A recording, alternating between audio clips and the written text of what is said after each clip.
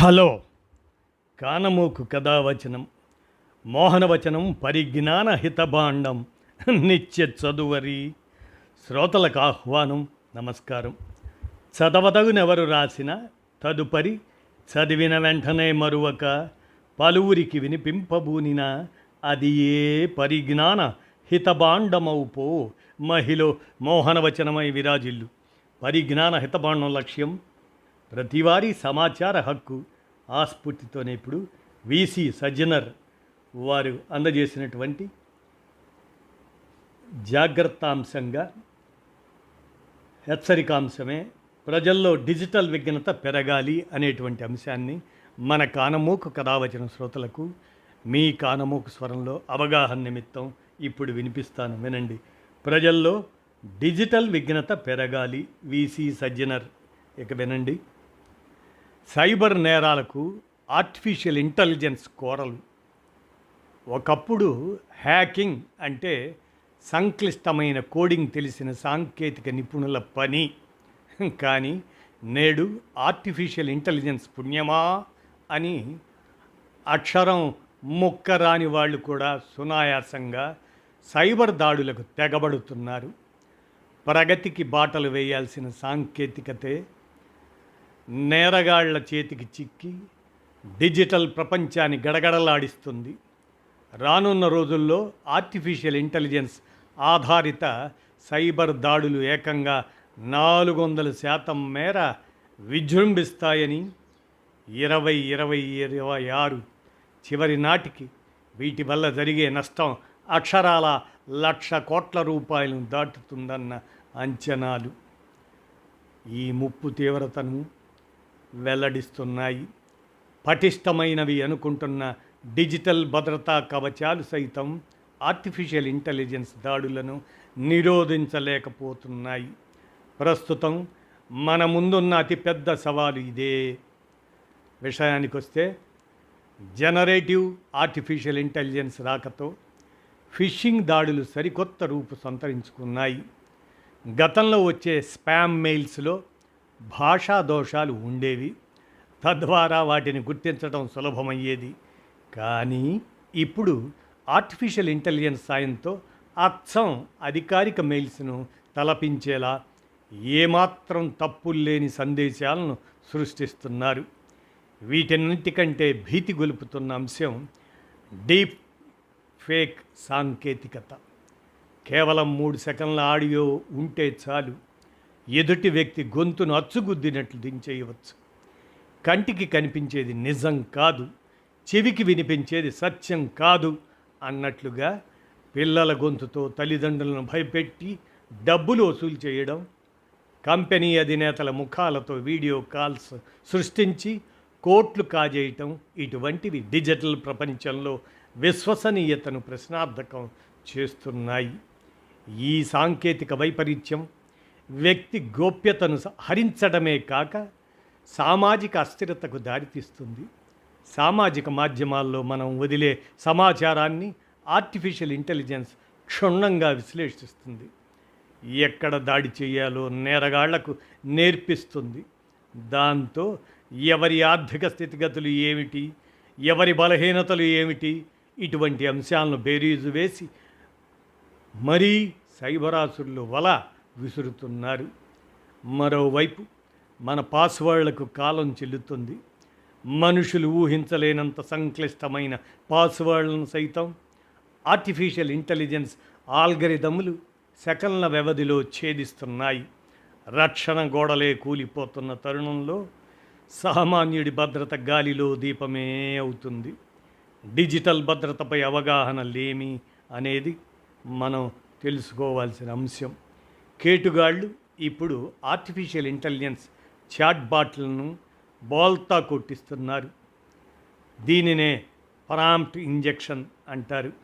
Corporate సంస్థలు వినియోగదారుల కోసం ఏర్పాటు చేసిన ఆర్టిఫిషియల్ ఇంటెలిజెన్స్ వ్యవస్థలకు హ్యాకర్లు మాయమాటలతో కూడిన మెలీషియస్ ప్రాంప్ట్ను ఇస్తున్నారు. ఆర్టిఫిషియల్ ఇంటెలిజెన్స్ను తప్పుదో పట్టించి సంస్థల రహస్య డేటాను, వ్యక్తిగత వివరాలను బయటపెట్టేలా చేస్తున్నారు. భద్రత కోసం ఏర్పాటు చేసిన సాంకేతికతే దొంగలకు దారి చూపే దివిటీగా మారుతుంది. కేవలం సమాచారం ఇచ్చే స్థాయి నుంచి స్వయంగా నిర్ణయాలు తీసుకొని పనులు చక్కబెట్టే ఏజెంటిక్ ఆర్టిఫిషియల్ ఇంటెలిజెన్స్ దిశగా సాంకేతికత అడుగులేయడం విప్లవాత్మకమైన మార్పు. అయితే మానవ పర్యవేక్షణ లేని ఈ స్వయం ప్రతిపత్తి కత్తి మీద సాము లాంటిదే. బ్యాంకింగ్, వైద్యం, విద్యుత్ గ్రిడ్ల వంటి కీలక రంగాల్లో ఈ డిజిటల్ ఏజెంట్లు చేసే చిన్న పొరపాట్లు పెను ఆర్థిక నష్టాలకు, భద్రతాపరమైన విపత్తులకు దారితీసే ప్రమాదం ఉంది. దాన్ని తప్పించాలంటే ప్రతి ఆర్టిఫిషియల్ ఇంటెలిజెన్స్ ఏజెంట్కు ఖచ్చితమైన డిజిటల్ గుర్తింపు ఉండటంతో పాటు వాటి ప్రతి కదలికను నిశితంగా పర్యవేక్షించే లాగింగ్ వ్యవస్థ ఉండాలి. ఆటోమేషన్ వేగం కంటే జవాబుదారీతనంతో కూడిన భద్రతే పరమావధిగా కఠినమైన నిబంధనలను, నమ్మకమైన ఫ్రేమ్వర్క్స్ను రూపొందించాలి. ప్రపంచంలోనే అత్యధిక ఇంటర్నెట్ వినియోగదారులు ఉన్న దేశాల్లో భారత్ ఒకటి. అయితే డిజిటల్ భద్రతపై మన దగ్గర అవగాహన చాలా తక్కువ. నిరంతరం మారుతున్న ఆర్టిఫిషియల్ ఇంటెలిజెన్స్ మోసాలను గుర్తించడంలో సామాన్యులు వెనకబడి ఉన్నారు. బ్యాంకింగ్ వ్యవస్థలు, కీలక మౌలిక వసతులపై ఆర్టిఫిషియల్ ఇంటెలిజెన్స్ దాడులు జరిగితే దేశ ఆర్థిక వెన్నెముక దెబ్బతింటుంది. ఈ నేపథ్యంలో సెర్ట్-ఇన్ వంటి ప్రభుత్వ రంగ సంస్థలు, బ్యాంకులు కేవలం హెచ్చరికలతో సరిపెట్టకుండా కృత్రిమ మేధను ఎదుర్కొనే సురక్షిత డిజిటల్ కవచాలను నిర్మించాలి. టెక్ దిగ్గజాలు కూడా తమ ఆర్టిఫిషియల్ ఇంటెలిజెన్స్ టూల్స్ దుర్వినియోగం కాకుండా వాటర్ మార్కింగ్ వంటి భద్రతా ప్రమాణాలను ఖచ్చితంగా అమలు చేయాలి. దేనికైనా సన్నద్ధత ముఖ్యం. వజ్రాన్ని వజ్రంతోనే కోయాలి అన్నట్లు ఆర్టిఫిషియల్ ఇంటెలిజెన్స్ సృష్టించే ముప్పులను అదే సాంకేతికతతో ధీటుగా తిప్పికొట్టాలి. దీనికి నిదర్శనంగా బ్యాంకింగ్ రంగంలో మ్యూల్ అకౌంట్లను పసిగట్టేందుకు RBI mule hunter artificial intelligence టూలును రూపొందించడం శుభపరిణామం. ఇదే స్ఫూర్తితో టెలికాం సంస్థలు కూడా రంగంలోకి దిగాలి. గోస్ట్ సిమ్ నెట్వర్క్కు అడ్డుకట్ట వేసేలా ప్రత్యేక టూల్స్ను రూపొందించాలి.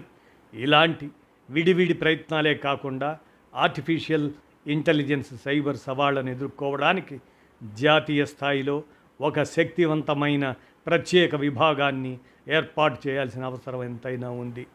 నాస్కామ్, ఐఎస్బి వంటి సంస్థలతో పాటు పారిశ్రామిక దిగ్గజాలు, ప్రతిష్టాత్మక విద్యా సంస్థలు ప్రభుత్వంతో కలిసి ఈ ప్రమాదాలపై నిరంతరం అధ్యయనం, పరిశోధనలు సాగించాలి. ఆధునిక సాంకేతికత ప్రజా భద్రతకు ప్రమాదకరం కాకూడదంటే పారదర్శకత, జవాబుదారీతనంతో కూడిన కఠిన చట్టాలను రూపొందించాలి. ఎంతటి అత్యాధునిక వ్యవస్థలైనా కీలక నిర్ణయాలపై నియంత్రణ మాత్రం మనిషి చేతిలోనే ఉండాలి. అన్నిటికంటే మించి ప్రజల్లో డిజిటల్ విఘ్నత పెరగాలి. ఏ ఫోన్ కాల్ వచ్చినా, ఏ మెయిల్ అందినా అది నిజమేనా అని సరిచూసుకోవాలి. కృత్రిమ మేధ మానవాళికి అపురూప వరమవుతుందా, నేరగాళ్ల చేతిలో విధ్వంసకర ఆయుధంగా మారుతుందా అనేది మన సన్నద్ధతపైనే ఆధారపడి ఉంది. నిమ్మకు నీరెత్తినట్లు వ్యవహరిస్తే మన డిజిటల్ భవిష్యత్తు అంధకారంలోకి జారిపోవటం ఖాయం అంటూ వీసీ సజ్జనార్, వీరు IPS police commissioner, Hyderabad city వారు హెచ్చరికాత్మకమైనటువంటి ఈ అంశాన్ని, ప్రజల్లో డిజిటల్ విఘ్నత పెరగాలి అనేటువంటి అంశాన్ని మన కానమోకు కథావచనం శ్రోతలకు మీ కానమోకు స్వరంలో అవగాహన నిమిత్తం వినిపించాను. విన్నారుగా, ధన్యవాదాలు.